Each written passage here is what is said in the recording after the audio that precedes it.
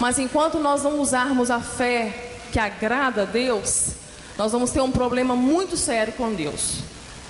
Que muitas vezes nós pegamos o Hebreus 11, dizendo que é impossível sem fé. Não é difícil, não é complicado, é impossível agradar a Deus. Então é necessário que todo aquele que se achega nele saiba quem ele é, para se chegar a Deus sabendo quem ele é. E ele é abençoador dos que o buscam. Aí nós pensamos aqui na nossa mente, com as fortalezas que temos, do direito pelo serviço.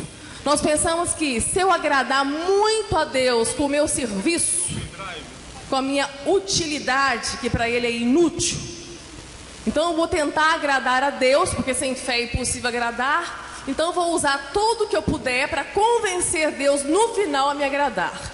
É isso que nós fazemos. É o direito pelo serviço prestado. Não é essa fé que agrada a Deus.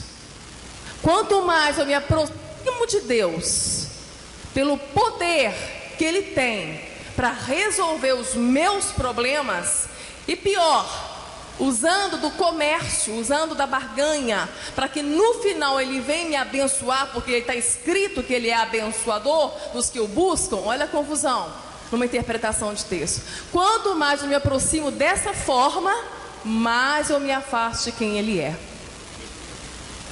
Quanto mais eu me aproximo de Deus, querendo que Ele resolva os meus problemas, as minhas situações, mais eu me afasto de quem Ele é. E a igreja evangélica brasileira está entorpecida com essa fé. Essa fé não nos aproxima, essa fé não agrada a Deus. Eu tenho duas palavras para você escolher para a fé, para definir o que é fé: confiar e conhecer. Automaticamente vai dizer que é confiar. Eu não posso confiar, eu não posso entregar, eu não posso descansar nunca em alguém que eu não conheço. O que nós temos visto é multidões de crentes dizendo que adoram um Deus, mas um Deus desconhecido. Não tem relacionamento com Deus, não conhece Deus por quem Ele é. Conhece Deus pelo poder que Ele tem. O Deus do impossível, o Deus dos milagres. Ele é. O eu sou não muda e nunca vai mudar. Então, quando eu compreendo que fé é conhecer, a fé que agrada é de um relacionamento agradável, porque eu conheço quem Ele é. E Ele não é o Deus do poder, Ele é o meu Pai, Ele é o meu Abá. E Ele já me deu tudo. Ele já me abençoou com toda sorte de bênçãos espirituais nas regiões celestiais. Esse é o nosso Deus. Essa é a fé que agrada a Ele. Uma fé que liberta, uma fé que cura. Não uma fé que move Deus para mim, mas uma fé que me move para Ele e que me transforma a sua imagem e semelhança. Porque o propósito do Pai é que cada vez que eu me aproximo dEle, por quem Ele é o meu papai, eu vou poder ter um relacionamento agradável, pertinho, porque Ele te quer mais perto dEle.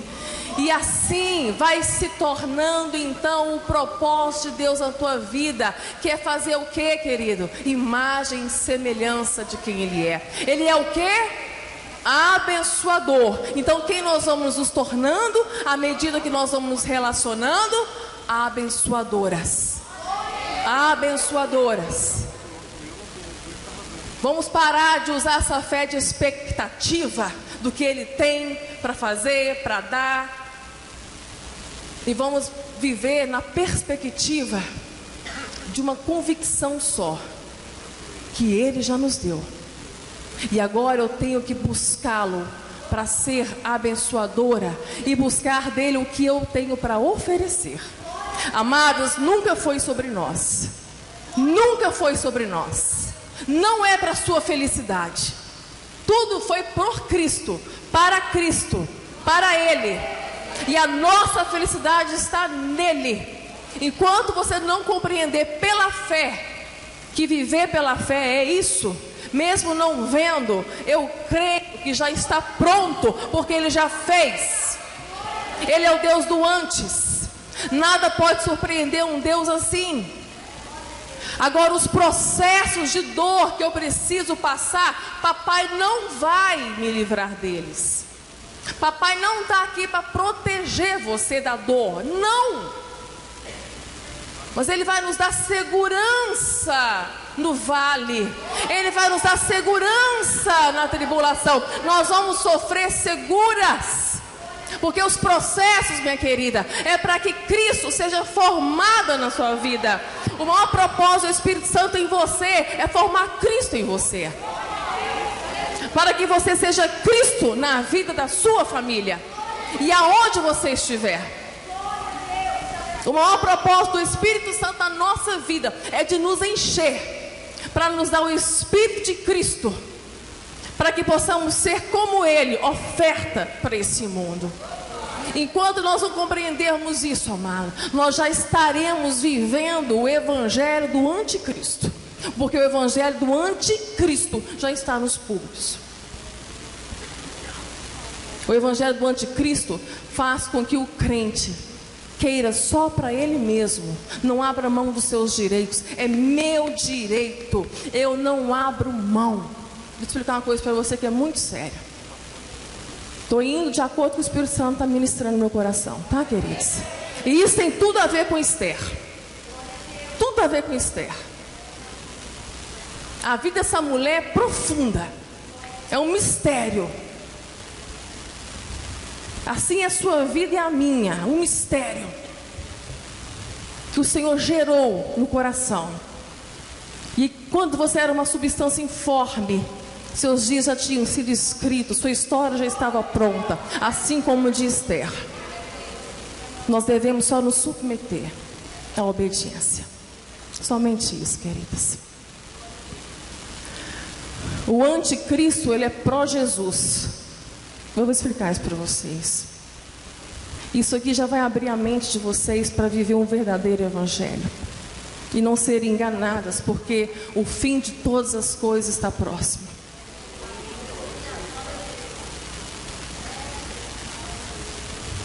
Amados, todas as multidões, no período que Jesus pisou na terra, todos que conheceram Jesus, amavam Jesus, queriam estar perto de Jesus, gostavam de Jesus. Os discípulos que Jesus escolheu estavam dispostos a ir até o fim por Jesus. Pedro não mentiu em momento algum quando ele disse que estou disposto a morrer por ti. Eu vou até a prisão, eu vou até a morte por ti, Jesus. Lucas 22, e Jesus fala: Pedro, Satanás me pediu para peneirar a tua vida, até não sobrar nada. Sabe o que Satanás quer com isso? Que não sobre nada. Mas o que ele quer tragar é a sua fé. Ele só quer a sua fé. Ele sabe que pode tirar tudo de você. Você vai continuar como Jó.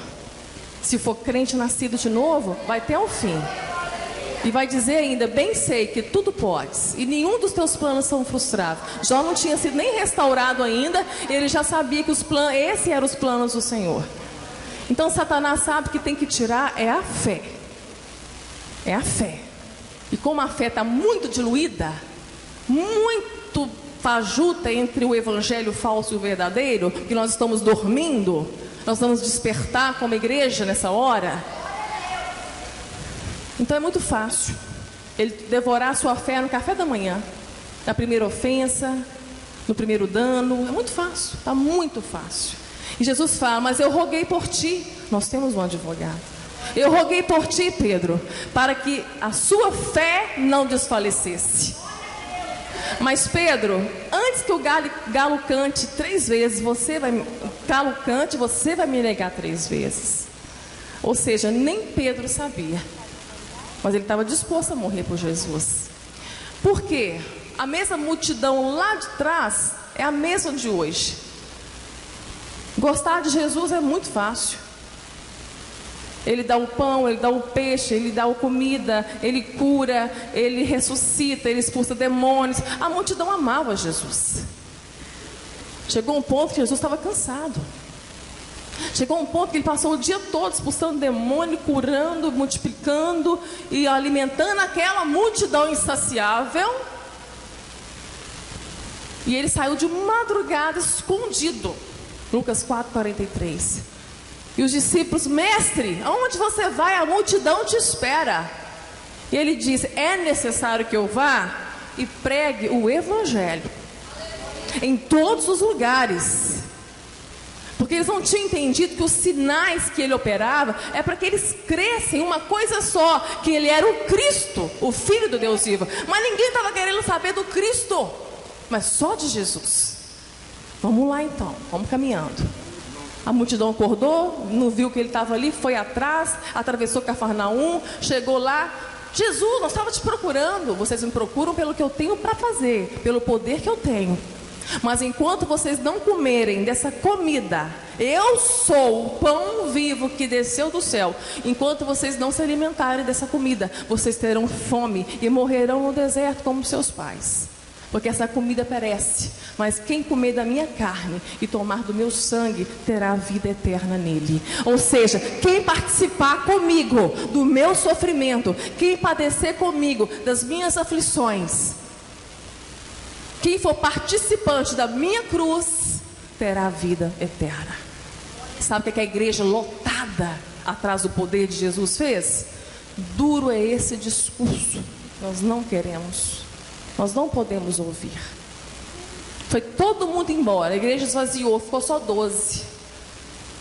Aí o que Jesus fez, irmãs? Falou com Pedro assim: Pedro, vai lá em Jerusalém, avisa aí todo mundo que vai vir vamos fazer uma conferência de avivamento. Tem gente que marca hora e dia para o avivamento, né? Como se o Espírito Santo fosse empregado deles. Vamos fazer um avivamento, uma conferência. Fala que o cantor fulano lá de Jericó vai vir, que a cantora lá de Jerusalém vai estar. Então, movimenta essa multidão aí, que a minha igreja está esvaziando, Pedro. Foi isso que ele fez, amados. Ele olhou para os 12 e disse assim: vocês não querem ir também, não? A hora é agora, porque o evangelho não vai mudar. A palavra é essa. A mensagem é cruz, é morte, é renúncia. Não é sobre você. Pedro vai e diz: para quem iremos nós?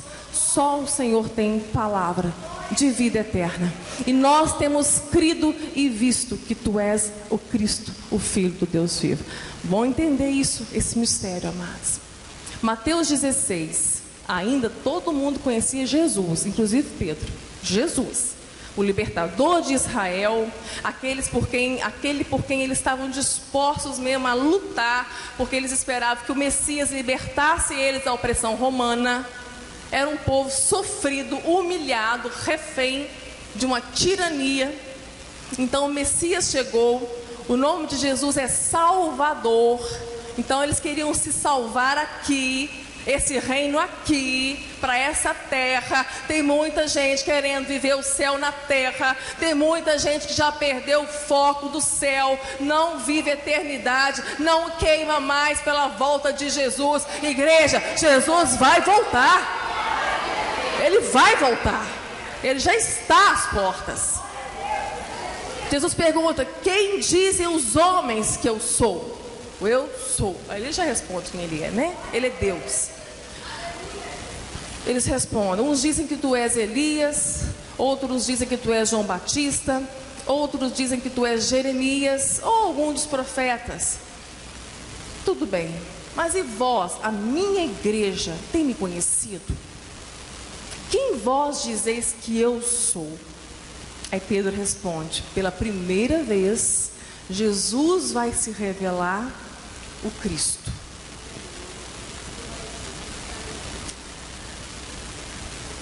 Tu és o Cristo, o Filho do Deus vivo. Jesus olha para Pedro: Pedro, não foi carne nem sangue que te revelou isso, mas foi o meu Pai. Então importa que o Filho do Homem seja entregue nas mãos dos saduceus, dos fariseus, dos sacerdotes, seja humilhado, açoitado, crucificado e morto, mas ao terceiro dia ele vai ressuscitar. Aí Pedro agora, uma nova roupagem, ele fala assim: não faças isso, não sofra, tenha compaixão de ti, salva-te a ti mesmo.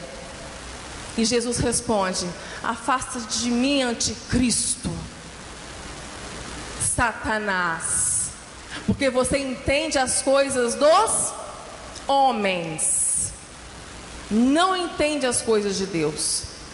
Porque aquele que quiser vir após mim vai ter que negar a si mesmo, vai ter que renunciar, não pode ter medo, não pode ser omisso,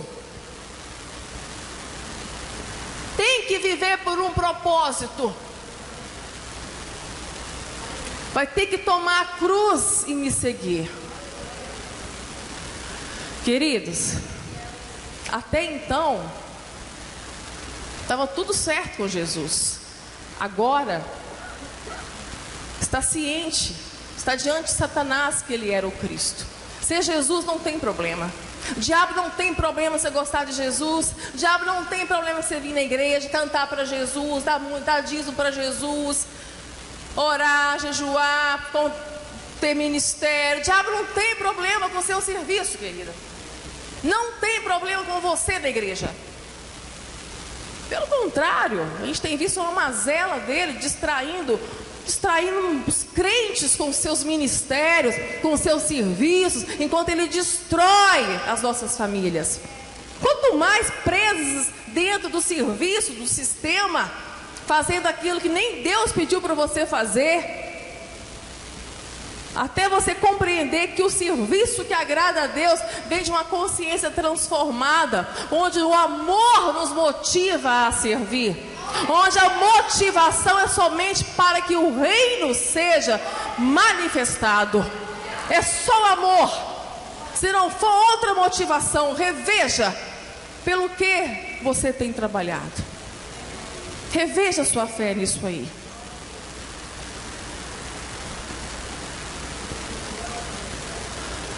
Pró-Jesus não vai impedir que crentes continuem vindo para a igreja. Que continue vivendo uma religiosidade que o faz pensar que ele é até salvo. Satanás não tem nada contra Jesus, mas contra Jesus o Cristo sim. Por isso que o filho da iniquidade, o homem da perdição, que Satanás vai usar nesta terra, ele é anti o Cristo. Toda a obra que o Espírito Santo está fazendo na sua vida, quando Jesus o Cristo entregou o seu Espírito na cruz e derramou sobre nós o Espírito da adoção e nos deu ao seu Pai como filhos, toda a obra então daquele que se torna filho, nasceu de novo. Aí começa o propósito de Deus na tua vida. Sabe qual? Formar Cristo em você. Paulo escreve à igreja da Galácia dizendo assim: estou sofrendo dores de parto novamente por vós, até que Cristo seja formado. Outra hora Paulo fala à igreja de Corinto que nós estamos sendo transformados pelo Espírito Santo, como se estivéssemos olhando para um espelho, e transformados de glória em glória, até que cheguemos à imagem de Cristo Jesus. A palavra vai dizer que a obra que o Espírito Santo começou, ele aperfeiçoará até Cristo. Não tem outro evangelho. E sabe o que é Cristo, querido? Jesus só foi o Salvador, o seu Salvador, porque ele não se salvou. Ser Cristo é isso. Quando não se trata mais de você, quando se trata do outro. É quando o outro começa a ver Cristo na sua vida, é porque a obra do Espírito Santo está sendo vista. Ser Cristo é abrir mão dos seus direitos. Ser Cristo é sofrer o dano, é dar a outra face. Num país onde o evangelho que se prega é o evangelho do direito, o evangelho do sucesso, é o evangelho hedonista, da satisfação pessoal. Eu tenho buscado a Deus somente para satisfazer os meus apetites, os meus sonhos, os meus planos. Esse não é o evangelho de Cristo. Até que você compreenda que toda a obra do Espírito Santo é que o propósito de Deus se cumpra na tua vida, porque só é filho do Pai quem se torna Cristo. Porque os filhos de um Deus vivo e Deus Pai são Cristos, porque foi isso que Ele fez com o Filho unigênito dele, o fez Cristo. E tomar a cruz não é o teu esposo, a cruz não é o teu patrão, não é o teu funcionário, não é aquele que te ofendeu, não é a cruz. A cruz é o propósito do Pai na vida de cada filho. Quem quiser vir, toma a cruz e me siga. O que o Cristo fez na cruz? Se ofertou, amou até o fim, perdoou até o fim, se humilhou, foi humilhado e perdoou. Nós temos autoridade para perdoar pecados, queridos, perdoar ofensa. Nós temos autoridade para usar o poder de Deus para que o reino dele avance. Para de pensar em você. Quando você tirar os olhos do seu umbigo, parar com essa vitimização, a obra de Cristo vai avançar na tua vida.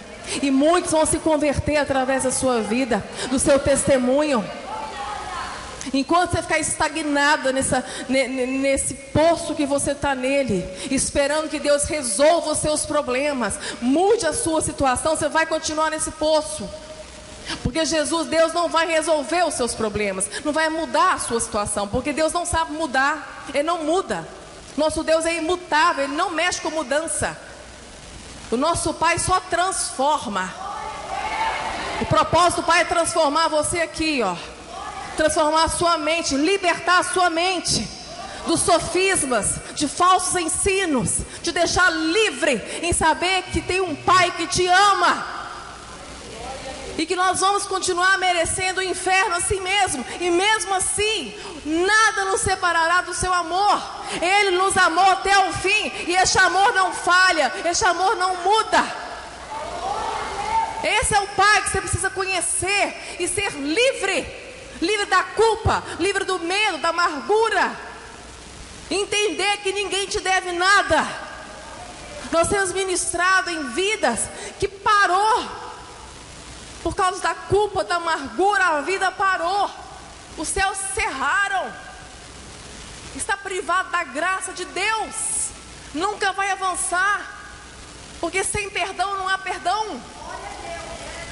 Enquanto houver amargura, o diabo sabe disso, é o pior câncer que existe, é o câncer na alma. A amargura nos priva da graça.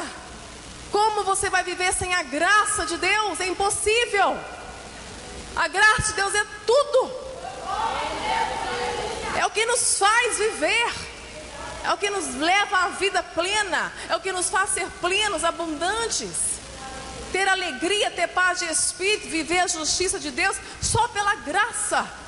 Não é pelo seu merecimento. Você pode continuar fazendo muita coisa, mas enquanto não perdoar, ó, não limpar aqui, ó, sua oração nem sobe. Vamos contextualizar aí a palavra, Isaías 59. Os meus ouvidos não estão tampados porque não posso ouvir, nem meus braços estão cruzados porque eu não posso salvar. Mas os vossos pecados e as vossas iniquidades fizeram divisão entre eu e vós, e eu não posso vos ouvir. Talvez você está compreendendo agora porque está tudo parado, as coisas não andam, a amargura solta do rosto, tem inveja da felicidade do outro. Mas esse evangelho cura tudo isso. Esse é o poder que nós temos que entender, que Ele já nos deu. O poder que você está buscando de Deus para resolver os seus problemas não vai acontecer. Porque problemas amanhã tem outro.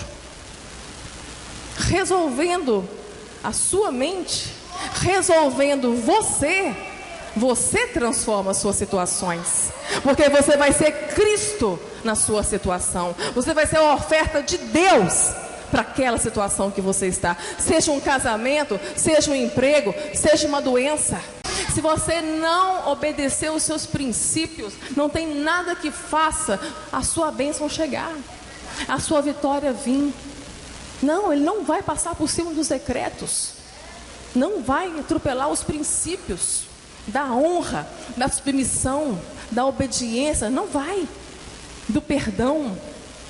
De forma nenhuma. A chamada desse evangelho é para morrer. É para morrer.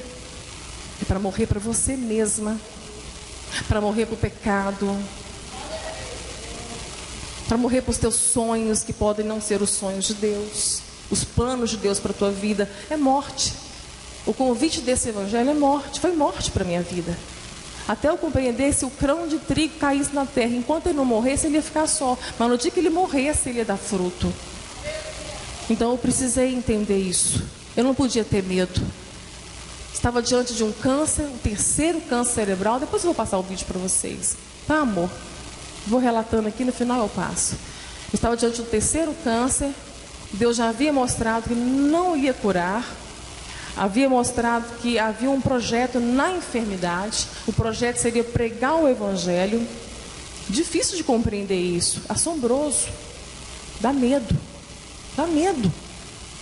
Porque você não sabe, a gente está tão preso na nossa vida ainda.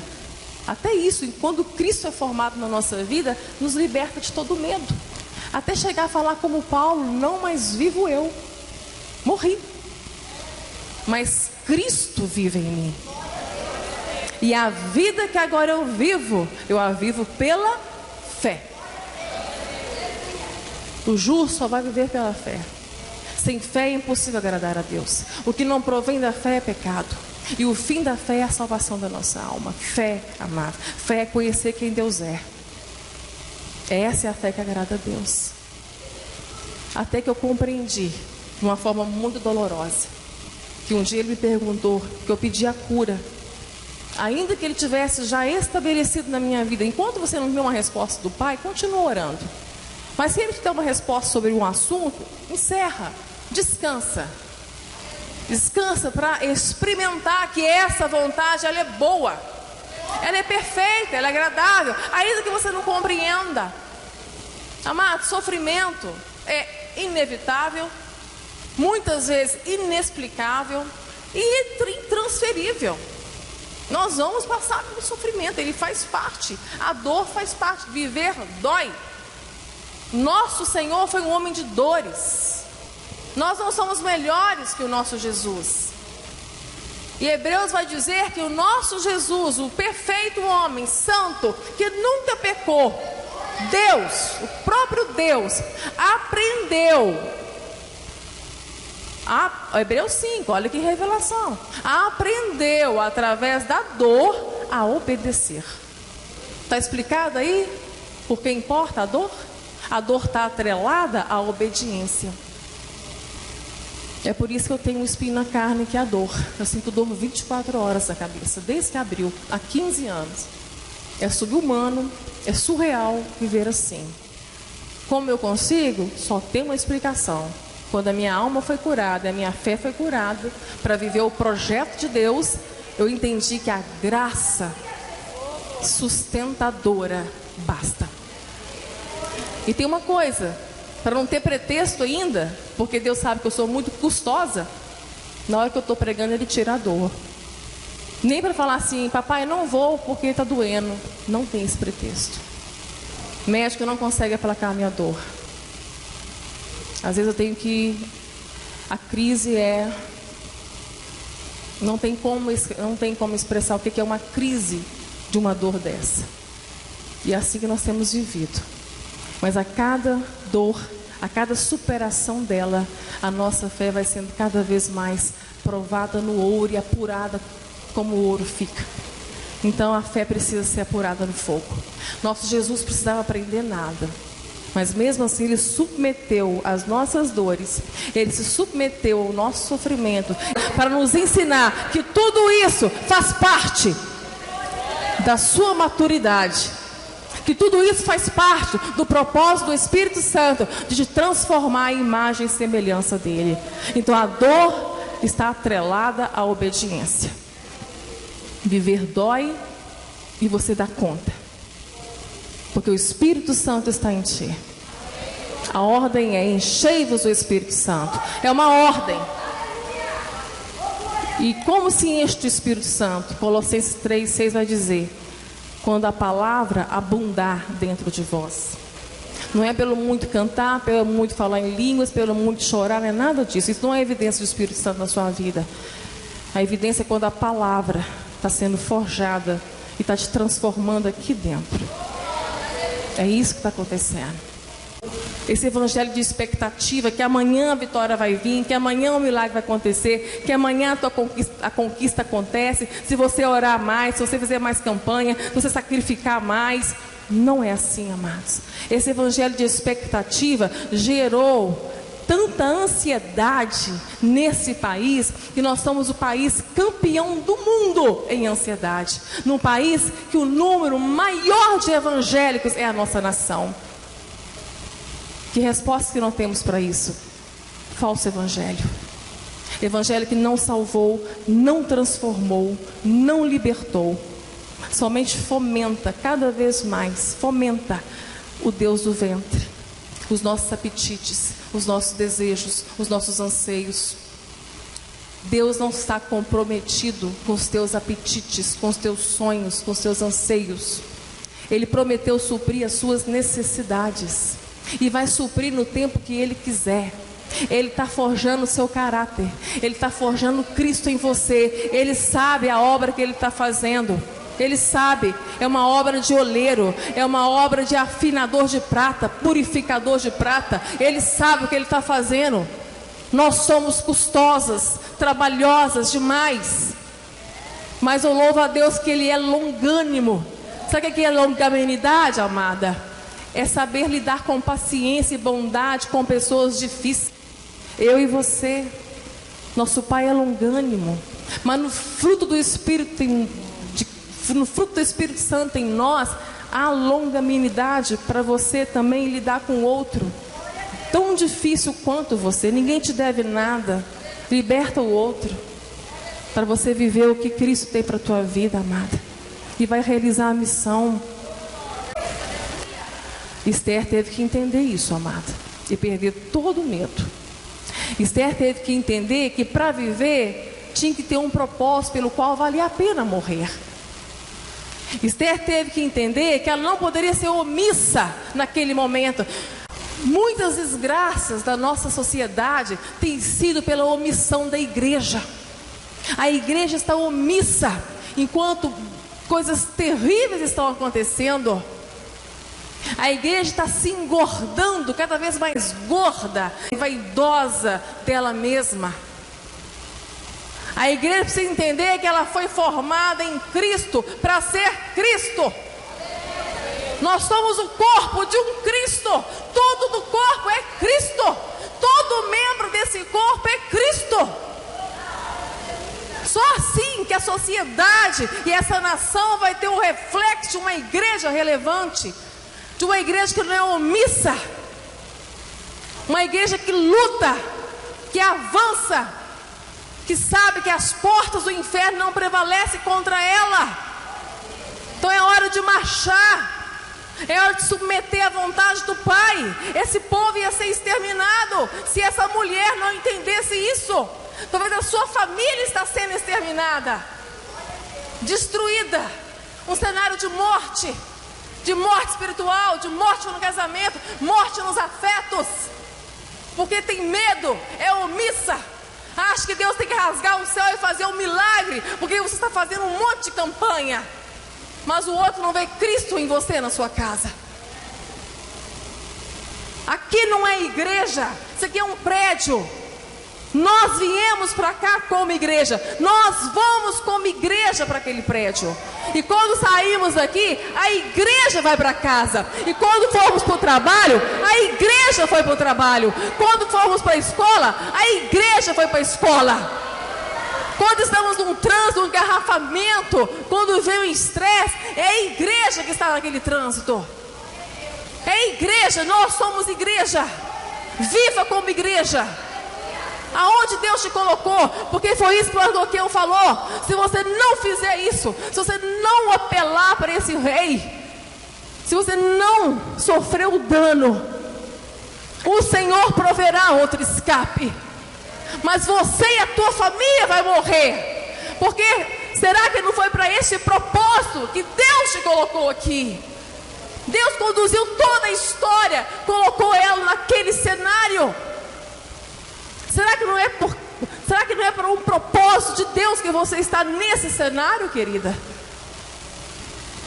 Paulo e Silas cantavam na prisão, algemados de cabeça para baixo, sangrando, feridos, açoitados. E houve um terremoto, as prisões se abriram, eles foram soltos. Mas o escape não era fugir. Nós queremos fugir dos nossos problemas, resolver os nossos problemas. O escape foi para que eles ficassem ali, porque dali ia sair uma família convertida. A família daquele guarda foi toda batizada naquela noite. Amados, esse cenário que você está vivendo há um propósito. Há um propósito para que você esteja nele. Para de fugir.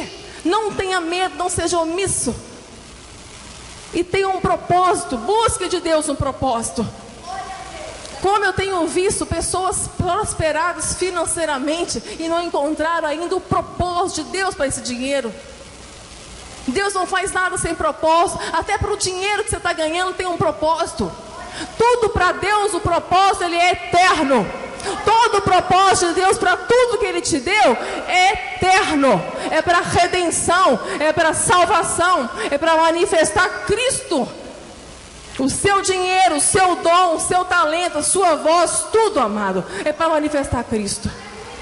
Busque um propósito. Mas não é só o propósito. Esther sabia. Ela agora sabia que havia um propósito. Não basta só saber que tem um propósito. Há uma inércia espiritual que muitas vezes estagna o crente, a mulher, o homem de Deus. Uma inércia. A pessoa fica parada. O dom é enterrado, o ministério encerra. Não adianta só saber o propósito. Eu tenho que me inclinar para esse propósito. Eu tenho que me mover para esse propósito. Agora Deus espera que eu me incline. Que aquele que é nascido do Espírito se inclina para o Espírito. Que é nascido da carne se inclina para a carne. Há um movimento. Não pode haver inércia. Agora Esther, sabendo do propósito, já sem medo, não era mais omissa, encarou o que ela tinha que fazer. E ela fala então, no versículo 16: vai e ajunta todos os judeus que se acharem em Suzã, e jejuai por mim, e não comais nem bebais por 3 dias, nem de dia nem de noite. E eu e as minhas moças também assim jejuaremos, e assim irei ter com o rei. Correu no risco de morte. Ela já não tinha mais medo. Ela sabia que o propósito, pelo qual propósito ela foi chamada, valia a pena até morrer. Porque ela vai dizer assim, ó: irei ter com o rei, e ainda que é segundo a lei, se eu morrer, morrerei. Perecer, pereço. Entenderam, amados? Quem não tem medo da morte está livre para viver. Viver a vida que Cristo tem para nós. Porque aquele que está em Cristo nunca morrerá. Nunca morrerá. Eternamente vai viver. Que possamos buscar de Deus o extermínio do medo, o extermínio da nossa omissão diante dele, do chamado, do propósito dele para a sua vida, o extermínio da falta de propósito, e sabendo o propósito, exterminar essa inércia na qual você pode estar estagnada, amados. O extermínio daquele povo não aconteceu, porque outras coisas que valiam a pena morrer por elas, livraram aquele povo. Pode livrar sua família, pode livrar seu casamento e a sua alma. Que esse evangelho possa ter ferido a sua consciência, rasgado ela. Porque o evangelho é isso. Ele é uma espada. Ele é uma espada que corta de dois lados. Tanto para juízo quanto para salvação e libertação, cura e transformação. Que não seja para juízo, mas que seja para cura para a tua vida. Isso é o evangelho de Cristo. Ele tem poder de transformar a sua vida. E com o poder que Ele te deu como filho, você usa a autoridade como filha para transformar a sua casa, a sua história. Você pode. Porque você pode todas as coisas naquele que te fortalece. Pai, muito obrigada, Senhor, por essa noite, por esse momento de comunhão. Obrigado pelo teu amor derramado. Obrigado pela tua graça revelada em Cristo. Obrigado pela comunhão que temos no Espírito Santo. Obrigado por toda essa obra que o Senhor está fazendo em nós. Pai, vá ao encontro, continua aperfeiçoando a obra que teu Espírito Santo começou nessa noite e aperfeiçoa até Cristo. Que cada irmã minha possa prevalecer, possa exterminar da sua vida o medo, a omissão, a falta de um propósito e a inércia espiritual. Que possamos ter Esther como nosso exemplo, como testemunha viva, uma mulher que abriu mão do seu direito, uma mulher que entendeu que o seu propósito não era desfilar naquele palácio com joias caras, com roupas bonitas e ficar aparecendo, demonstrando toda a beleza e formosura que tinha. Era muito mais além. Uma mulher que o Senhor deu um propósito para morrer. Uma mulher que o Senhor usou para transformar a história de todo um povo. Pai, o Senhor continuou o mesmo. O Senhor não mudou. Usa, Pai, com propósito essas mulheres que submeterem a Ti e se inclinarem ao Senhor. Usa essas mulheres como o Senhor usou Esther para exterminar a morte, a destruição do seu lar, da sua casa, da sua vida, das suas emoções. Pai, cura emoções essa noite, cura feridas, cura a alma, cura a fé, papai. Que fortalezas na mente tenham caído nessa noite, porque o teu evangelho faz isso. Nós não vamos sair daqui da forma que entramos, Pai. Obrigado por esse momento que o Senhor marcou nesta noite. O Senhor já tinha escrito isso no nosso livro, que estaríamos juntas aqui nesta noite. Obrigada, papai, papai querido. Muito obrigada. O Senhor já nos deu tudo. Nós temos tudo. Aleluia. Te entregamos, ó Pai, esse momento, em nome de Jesus.